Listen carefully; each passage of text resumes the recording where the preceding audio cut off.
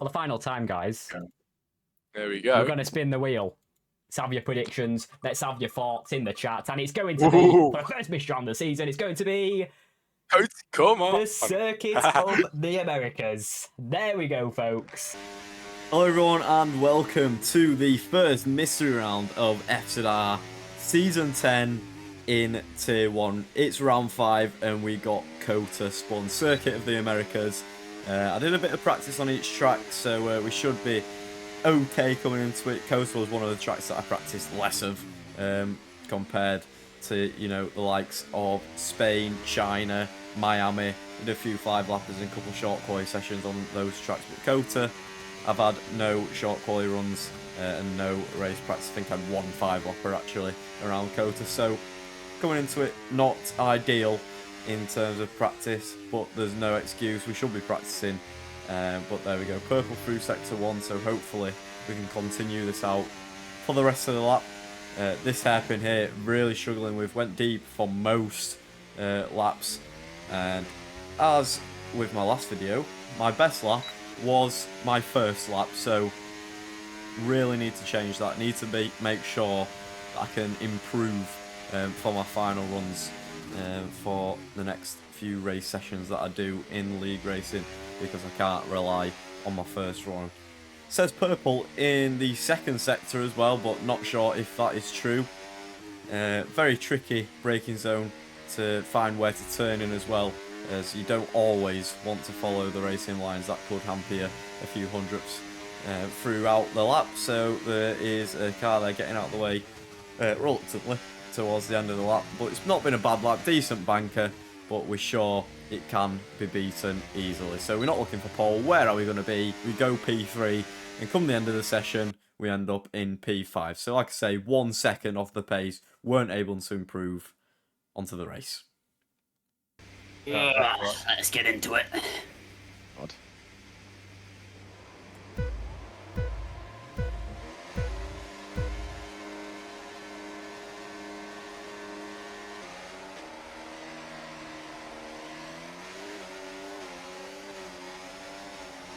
Not a great start then. Approaching turn 1, Flume goes a little bit deep and runs off track, and I'll get boxed in from the outside with Thunderino there, so we have to collide with Flume, but luckily he doesn't get spun round, and they go side by side here.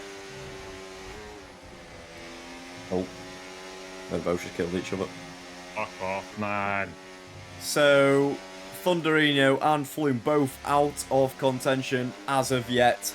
They need pretty much a safety car to save them, as you know how crucial losing DRS in this game is. Flume has damage. And basically, as we run very deep in there, we're off track, so we're going to concede the place and DRS to those ahead.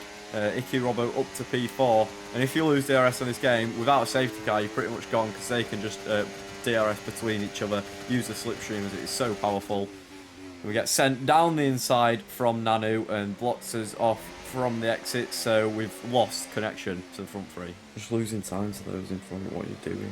So yeah, I'm not very happy, but it's pretty much been caused by me going straight on through the hairpin. So down to P6 now. We get Icky back on the traction, so we're behind Nanu, but the front three have just gone. On to the end of lap 2. And we're still behind Nanu, not making a move on the back straight there. Run a little bit deep in there, really struggled with the traction through that corner there. Nanu might have expected a send, but Voice has a screen freeze. Voice has just had the most outrageous screen freeze I've ever seen. It's in GTK and their own. Yep. So Voice has a huge screen freeze, which tears him away from that front 2 pack. So like you heard Liam say, Jensen and JTK are now just on their own. And Voitas Luva, feel sorry for him, he's had these issues all season, but he's out of that DRS range. We have a huge moment through the S's down, really struggling with tyre temperature as we are fighting the car through the first sector.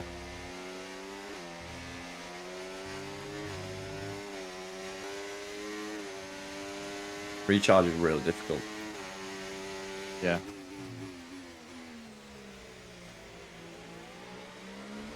I even put it in none really because I'm really shit at certain parts of the track.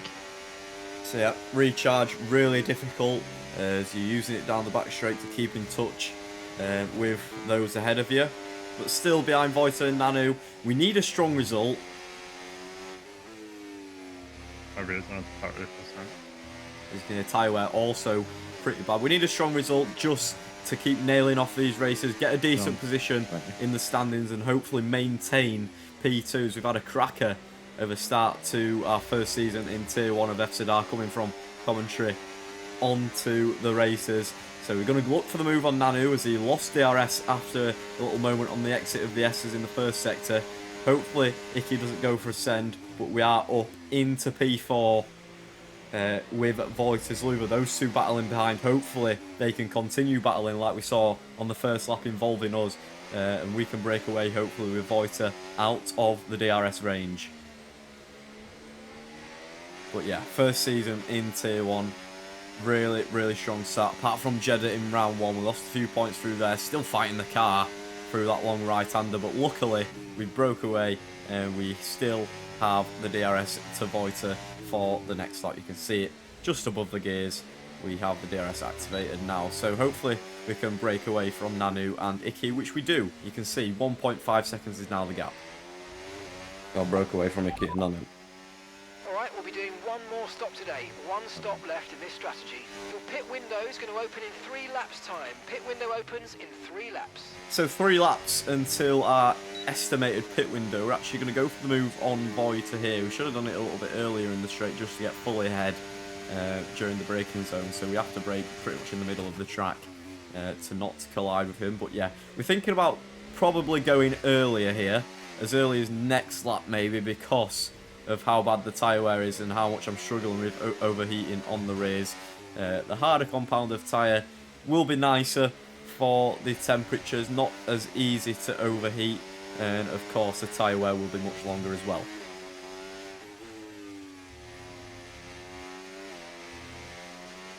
Voiter penalty. So Voiter picks up a 3-second time penalty on lap time, which is pretty early. I think we're on 0 warnings at this point. So maybe we're going to box this lap. Voiter's probably going to get ahead of us, so we might just follow him in if he does decide to box early as well. See what he does.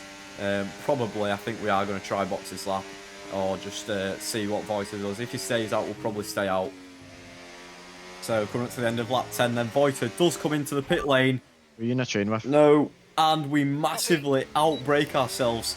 Coming into the pit lane, it was a late call from Voiter, so we tried to follow him in, and by not practicing this pit lane, I've just massively outbroke myself, and we nearly smashed into the wall. We picked up a 3-second time penalty, which hopefully can get removed.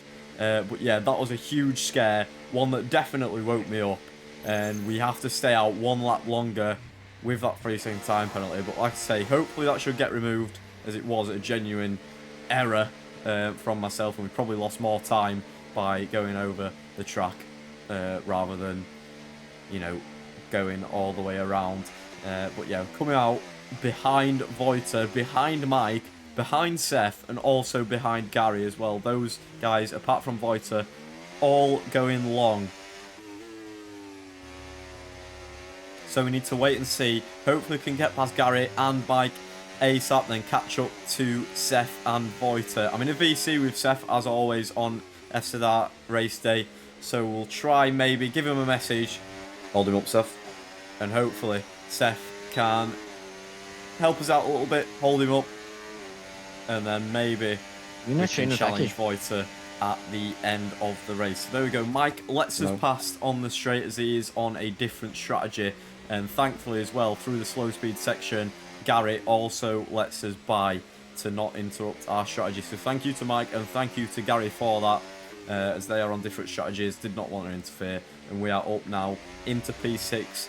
And Seth Martin is our next person that we have to overtake. Hopefully, like Gary and Mike, he doesn't make it hard for us and just lets us by. But we have got the DRS and we've got a little bit of battery to play with as well if he does want to challenge it. But thankfully, Seth lets us go. And next up is Voiter, but I think, unfortunately, that gap is too large and he will probably pull away. It's a gap from you and Hepworth. 4.5. So on lap 15 then, it's just about managing this gap until the end of the race. We've got no one around us. Gap to Hepworth now. 4.3. So we must manage this gap all the way until the end. And we did that nicely. On to the final lap of the race. The gap is still around 5 seconds. So we secure P4 here in the mystery round. And I'm pretty chuffed with that, to be fair. Another strong result to maintain our second in the championship. We need to keep ticking off these good results and hope that come the end of the season we are still around the top 3. So yeah, P4 on track. However, we did get a 5-second time penalty for crossing the pit line, but we got our 3 seconds removed. So basically only a 2-second time penalty on top of our final race time. Still P2 in the drivers' standings then, and we are still the only one to score for Mercedes, so we're only P4 in there. On to the next round.